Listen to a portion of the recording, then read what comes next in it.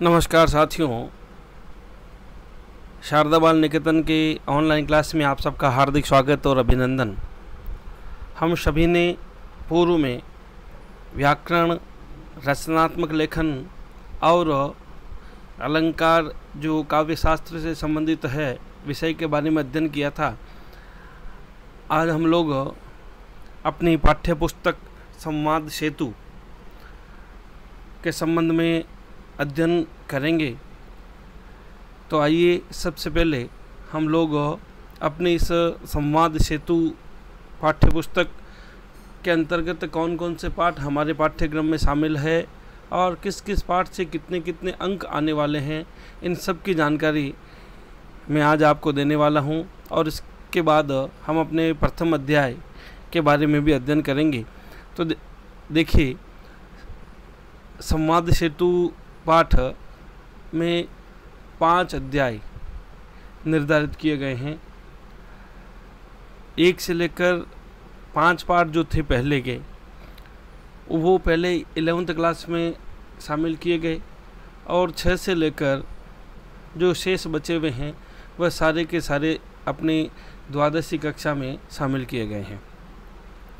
तो आप लोग देख सकते हैं कि कुल 5 पाठ जो उस पुस्तक के हैं, जिनका नाम पहला समाचार लेखन, उससे संबंधित एक प्रश्न पूछा जाएगा 2 अंकों का। दूसरा है विविध प्रकार के लेखन, उसके संबंध में भी 2 अंकों का एक प्रश्न पूछा जाएगा। साक्षात्कार लेने की कला के साक्षात्कार किस प्रकार से लेते हैं, इंटरव्यू किस प्रकार से लेते हैं, तो उस लेने की कला से संबंधित अध्याय है, उसमें से भी एक प्रश्न आपसे पूछा जाएगा और वह प्रश्न भी 2 अंकों का होगा।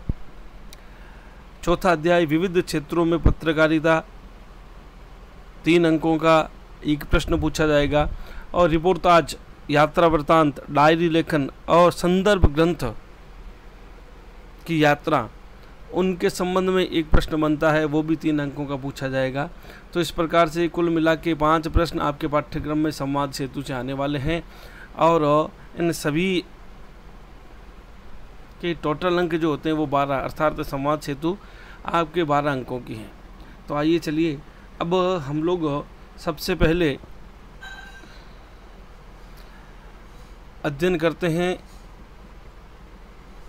समाचार लेखन 2 अंकों का जो है उसके बारे में।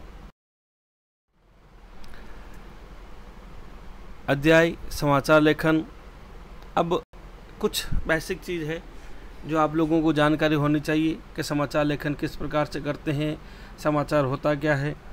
तो मैं आपसे कुछ प्रश्न भी कह सकता हूँ या यूँ कह सकता हूँ कि आप लोग देश विदेश में जितनी प्रकार की घटनाएं होती हैं, उन घटनाओं को आप किस प्रकार से जानते हैं, किस प्रकार से उनकी जानकारी आप लोगों को होती है।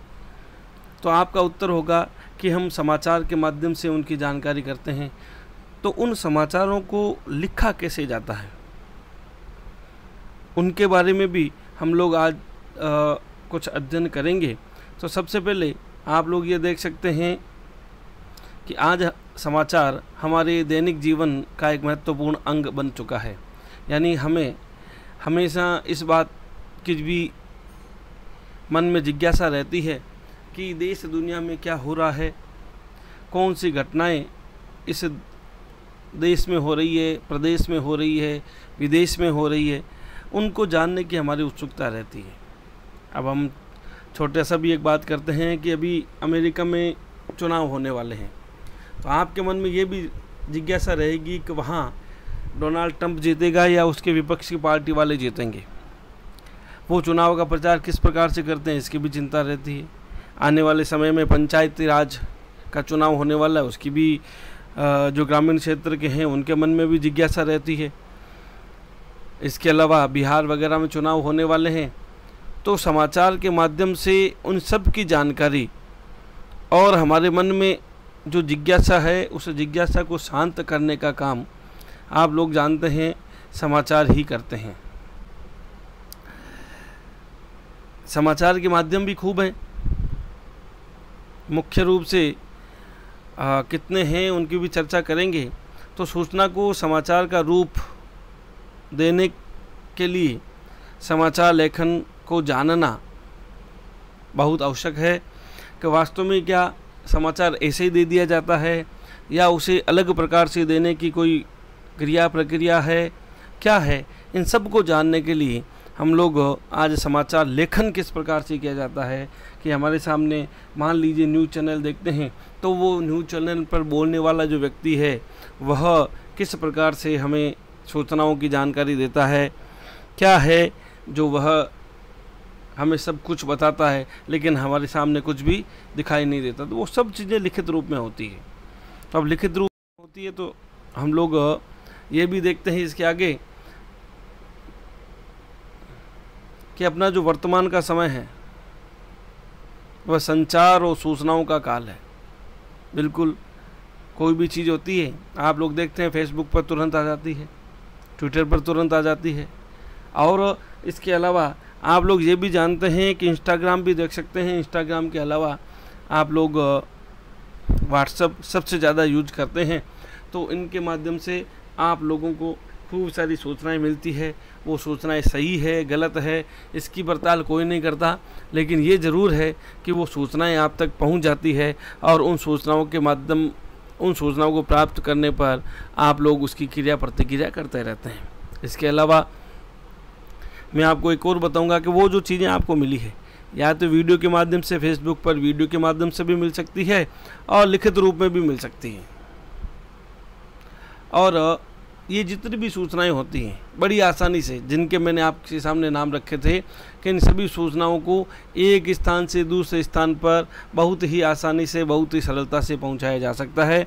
इसके पीछे सबसे महत्वपूर्ण जो हाथ है वह हाथ इन संचार के साधनों का ही है, इन संचार के माध्यमों का ही है। इन संचार के माध्यमों से ही हम लोग सूचनाओं को एक स्थान से दूसरे स्थान पर बहुत ही तेज़ गति से, बहुत ही सेकंडों में पहुंचा सकते हैं। तो अब हम देखते हैं कि संचार के माध्यम हैं उनके रूप कौन कौन से। बहुत ही आसान रूप हैं जीवन में। सबसे पहले समाचार के माध्यम किस प्रकार से थे, किस प्रकार से सूचनाओं को इधर उधर पहुंचाया गया था, ये सब चीज़ें देखने के बाद मैं आपको एक चीज़ बताऊंगा कि संचार माध्यमों के 3 रूप बताए गए हैं, जिसमें से सबसे पहला है मुद्रित माध्यम। यानी प्रारंभ किससे हुआ था? मुद्रित माध्यम, यानी छपा हुआ, प्रिंट मीडिया जिसे हम लोग कहते हैं। अब इस प्रिंट मीडिया के अंतर्गत क्या आता है? आप सबसे पहले उठते ही आपके घर में 2, 2.5, 3, 4 रुपये का एक कागज़ का पुलिंदा आपके सामने आता है। वह जो कागज़ का पुलिंदा है उसे हम लोग अखबार कहते हैं। अखबार के माध्यम से हमें सूचनाओं की जानकारी होती है। इसके अलावा पत्र पत्रिकाएं आदि जितनी भी हैं उन सभी से हम लोगों को सूचनाएं मिलती है। तो ये साधन जिनसे हमें सूचनाएं मिलती है और वो छपा हुआ होता, प्रिंट यानी छपा हुआ होना, मुद्रित होना, किसी कागज़ पर मुद्रित होना, तो वह जो मीडिया है, वह जो माध्यम है, उसे हम मुद्रित या प्रिंट मीडिया कहते हैं। दूसरे नंबर पर इलेक्ट्रॉनिक मीडिया। कहने का मतलब ये हो गया कि सबसे पहले चलन किसका था? अखबार का था, पत्र पत्रिकाओं का था। समय बदलता गया और समय बदलने के साथ साथ खूब सारा विज्ञान ने प्रगति कर ली और प्रगति करने के बाद दूसरा जो मीडिया आया वह मीडिया था इलेक्ट्रॉनिक मीडिया। उस इलेक्ट्रॉनिक मीडिया के जो 2 पार्ट थे उसमें सबसे ज़्यादा चलन में था रेडियो का। जैसे जैसे विकास हुआ वैसे वैसे एक नई चीज़ और आ गई। वो जो चीज़ थी वह थी टेलीविज़न। तो ये दोनों इलेक्ट्रॉनिक मीडिया के अंतर्गत आते हैं। कई बार प्रश्न आता है कि इलेक्ट्रॉनिक मीडिया के अंतर्गत कौन कौन है, तो उसका उत्तर आप दे सकते हैं टेलीविज़न और रेडियो।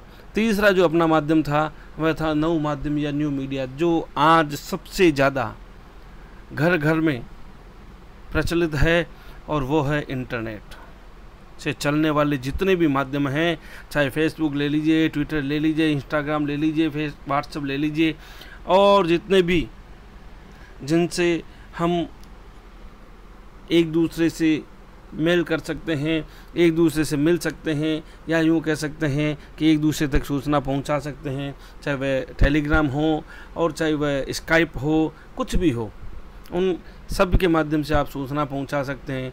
तो नव माध्यम किसे कहा गया? इंटरनेट से चलने वाले जितने भी माध्यम थे उन सब माध्यमों को नव माध्यम या न्यू मीडिया कहा गया, जिसका चलन आपके जेब में है और आप जो अध्ययन कर रहे हैं वह उस नव माध्यम, नया जो अभी अध्ययन करने का प्रकार जिसे हम कहते हैं, वह भी इस नव माध्यम न्यू मीडिया का ही एक पार्ट बन गया है।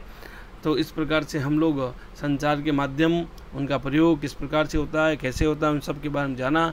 आगे हम मुद्रित माध्यम, इलेक्ट्रॉनिक मीडिया और नव माध्यम, इनके बारे में विस्तार से अध्ययन करेंगे। जय हिंद, जय भारत।